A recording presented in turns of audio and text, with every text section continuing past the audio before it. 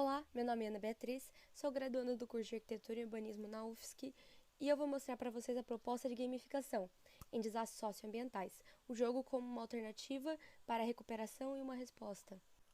O artigo apresenta a proposição de um jogo educativo para planejamento de abrigos temporários instalados em acampamentos emergenciais. Buscou entendimentos nas necessidades apresentadas pelos refugiados a partir de uma pesquisa nesse tema e a montagem de uma plataforma de informações considerando o período de estadia dos refugiados no acampamento.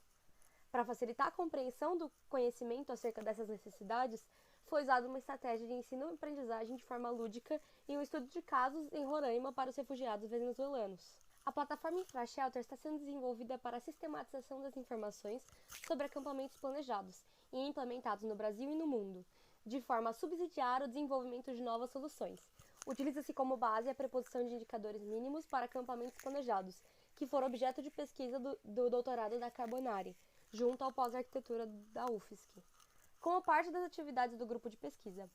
As atividades estão pautadas no que foi estabelecido pela Lei Federal 12.608 de 2012, na qual institui uma Política Nacional de Proteção de Defesa Civil, a PNPDEC, que estabelece o Plano Nacional de Gestão de Riscos e Desastres, que determina a inserção de conteúdos de gestão de riscos e desastres no curso de Arquitetura, de Urbanismo e nas engenharias. O jogo está sendo desenvolvido para aplicação em instituições de ensino para a realidade dos refugiados de diferentes desastres, sob a orientação da professora Lisiane Librelotto. Na pesquisa, propõe-se um jogo físico de tabuleiro no sentido serious games, ou jogos sérios, de forma a utilizar o mesmo conhecimento para a prevenção e o planejamento dos ATPs, como forma de enfrentamento de situações emergenciais decorrente desses desastres socioambientais. O jogo servirá como uma estratégia didática a ser utilizada nesses cursos em disciplinas obrigatórias, eletivas ou complementares. Podem ainda atender à inserção desses conteúdos na formação do ensino médio, considerando o aumento de refugiados em todo o mundo. Com o intuito de tornar o jogo atrativo aos alunos e influenciar a interação para o desenvolvimento da criatividade, o jogo se baseou em destaques mundiais na linha de jogos de tabuleiro, como xadrez, Monopoly, Jogo da Vida e War. Nesses jogos, realizou a leitura das regras e a visualização das competições para entender os pontos interessantes e aplicáveis no contexto do acampamento da planejado, além das rotinas dos seus jogos e esses componentes. Ademais, a leitura e a aplicação do livro didático Como Fazer Jogos de Tabuleiro, Manual Prático de La Carreta e sua pesquisa, em 2008, apresenta informações para a criação de jogo de tabuleiro. O autor aponta 5 pilares necessários para a criação desses jogos, sendo eles a durabilidade da partida, o espaço, os atores, os itens e o desafio. Uma das primeiras coisas a se notar é a duração da partida. Segundo La Carreta, jogos acima de 20 minutos geralmente são designados a um público mais preparado e acostumado, deixando claro que quanto maior o tempo de jogo, menor a frequência do uso. Portanto, o tempo do jogo será de 50 minutos como uma aula regular. O espaço do jogo teve como cenário o acampamento Rondon 1 para refugiados venezuelanos. Os atores são constituídos pelos projetistas administradores do acampamento, as ONGs e organizações humanitárias, defesa civil e os refugiados. Os itens são representados pelas estruturas, os bens humanitários e os recursos necessários para o funcionamento do acampamento.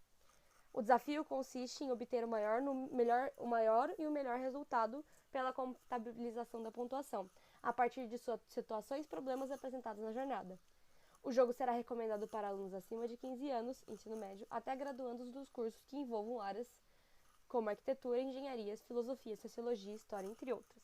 Deve ser incentivados por professores que possuam ciência na área e que desejam de forma didática exportar o conteúdo tão sensível aos alunos de forma rápida e eficiente. Agora falando um pouco sobre Rondon 1. A Carbonari, em sua pesquisa, visitou e detalhou o acampamento Rondon 1. O ATP possui diversas estruturas implementares em terreno e as unidades individuais são do tipo Better Shelters e são espaçadas regularmente. Ele possui uma área total de 40 mil metros quadrados, sendo que 20 mil metros quadrados foram utilizados para abrigar cerca de 600 pessoas, sendo que o restante é uma área de expansão. Conta com recepção, triagem, refeitório, vestiários, banheiro, acesso de veículos e pedestres, unidades multiuso, que são tendas em lona, e unidades de abrigamento individual em 2 tipologias, do modelo da Acnur. As unidades individuais são agrupadas a cada 20 tendas, 5 pessoas por tenda, e uma tenda maior multiuso para fazer e realizar as atividades de acampamento. Agora sobre o jogo. A implantação do acampamento Rondon 1 foi utilizada como base na construção do tabuleiro e outros pontos importantes. Os jogadores receberão uma peça de espaço do acampamento. O terreno tem uma área limitada de 20 mil metros quadrados, divididos em 6 segmentos que poderão ser expandidas em mais de 20 mil metros quadrados. Essas áreas consideram a relação de 45 metros quadrados em uma unidade individual familiar. A área inicial do acampamento prevê um abrigo para até 600 pessoas. Portanto, o início do jogo se dará por meio de um segmento de campo expansível até 5 outros, de um total de 6 expansões possíveis, cada um podendo acomodar 100 pessoas. Adotou-se em média 5 pessoas por abrigo individual, portanto, cada terreno de segmento acoplará no máximo 20 casas. O tabuleiro estabelece um circuito ao redor da implantação do acampamento e contém cores específicas referentes a cada tipo de cartas e outras interações no mapa. São 80 casas coloridas percorridas com o auxílio de um dado e 4 casas de canto que possuem as seguintes colorações. Vermelho são doações de kit de alimentação e bebida, dinheiro e construções, soluções tecnológicas para melhorar o desempenho do acampamento ou outros.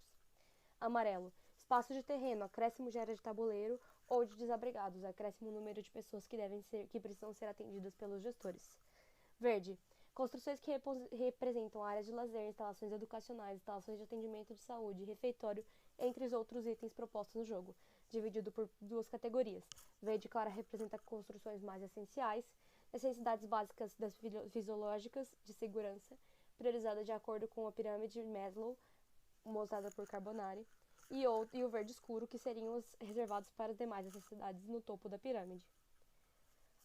A azul representa cartas de mesma cor que apresentam problemas. Os temas correspondem a cartas problemas. Os temas são alimentação, água, internet, esgoto, doenças e resíduos. No final do jogo, cada carta apresenta uma pontuação proporcional ao nível de dificuldade de resolução, além de uma pontuação negativa para o jogador que deixar de resolver o problema. Laranjas são cartas complementares às azuis e representam soluções necessárias para resolver esses problemas. Entretanto, apenas com a carta com o mesmo tema consegue resolver o problema. Exemplo, baixo estoque de alimentos corresponde a uma carta de doação de gêneros alimentícios. Um ponto importante a destacar será a dinâmica das cartas azuis e laranjas. Elas simulam a necessidade real da gestão de acampamentos. As casas no canto do tabuleiro representam os momentos de fim de mês, onde precisam ser pagas energia, água, coleta de resíduos e tudo mais, correspondendo aos consumos de serviços necessários ao número de abrigados de ATP, representadas na cor preta.